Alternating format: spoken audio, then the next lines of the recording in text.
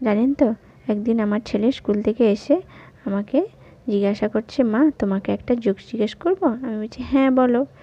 সে তখন বলছে, আচ্ছা বলো তো, এমন একটা বিয়েবাড়িতে সবাইকে ইনভাইট করা হয়েছিল কিন্তু কাউকে ঢুকতে দেওয়া হলো না, কি হবে বলো তো? আমি তখন বলছি, সেটা কি করে হতে পারে, সবাইকে ইনভাইট করা হয়েছে কিন্তু কাউকে ঢুকতে দেওয়া হলো না, সেটা কি? তখন বলছে, এখানে কাউ মানে COW, কাউ, কাউ মানে গরু। তখন আমি বুঝতে পারলাম, আচ্ছা সবাইকে যেতে দেওয়া হবে, কাউকে যেতে দেওয়া হবে না। তো তখন আমি খুব হাসলাম।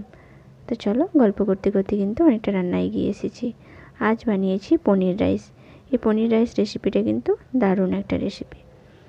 তো চলো, প্রথমে কিন্তু আমি একটা মশলা তৈরি করে নেব। এর জন্য আদা, রসুন আর কাঁচা লঙ্কা দিয়ে একটা পেস্ট বানিয়ে নিলাম। এবার আমি ছোট ছোট করে পনির কেটে নিয়েছি। ওর মধ্যে দিয়ে দিলাম একটু নুন, লঙ্কা গুঁড়ো আর যে মশলাটা তৈরি করেছিলাম ওটা 1 চামচ দিয়ে ভালো করে মাখিয়ে রেখে দিলাম। এবার আমি গরম জল বসিয়ে দিয়েছিলাম আর বাসমতি চাল নিয়ে ভিজিয়ে রেখেছিলাম আধ ঘন্টা মতো, ওটা দিয়ে কিন্তু ভাতটা বানিয়ে নিলাম। এবার কড়াইয়ের মধ্যে তেল গরম করে হয়ে গেলে আলুটাকে আমি একটু হাফ সেদ্ধ করে রেখেছিলাম, দিয়ে আলুটাকে ভালো করে কিন্তু লাল লাল করে ভেজে নিলাম। এবার ওই তেলের মধ্যে দিয়ে দিলাম পেঁয়াজ কুচি। পেঁয়াজটাকে কিন্তু ভালো করে লাল করে ভেজে নেব, এটাকে আমি বেরেস্তা বানিয়ে নেব। এবার এটা তুলে একটু ঠান্ডা করে নিলেই কিন্তু একদম মচমচে হয়ে যাবে। এবার ওই তেলের মধ্যে এবার যে পনিরগুলোকে ম্যারিনেট করে রেখেছিলাম ওই পনিরটাকে কিন্তু ভেজে নিয়েছি লাল করে। ভাজা হয়ে গেলে পনিরটাকেও তুলে নেব। এবার আমি কিন্তু একটা মশলা তৈরি করে নেব। দিয়ে দিলাম 1 চামচ জিরে গুঁড়ো, দিয়ে দেবো 1 চামচ ধনে গুঁড়ো, দিয়ে দেবো কাশ্মীরি লঙ্কার গুঁড়ো আর এমনি লাল লঙ্কার গুঁড়ো 1 চামচ দিয়ে দিলাম, আর দিয়ে দেবো বিরিয়ানি মশলা,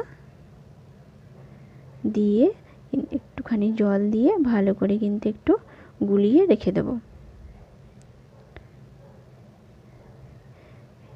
এবার আমি কড়াইয়ের মধ্যে যে তেলটা ছিল ওর মধ্যে এবার দিয়ে দিলাম গরম মশলা ফোড়ন, দিয়ে দেবো পেঁয়াজ কুচি, দিয়ে পেঁয়াজটাকে একটু ভালো করে ভেজে নেব।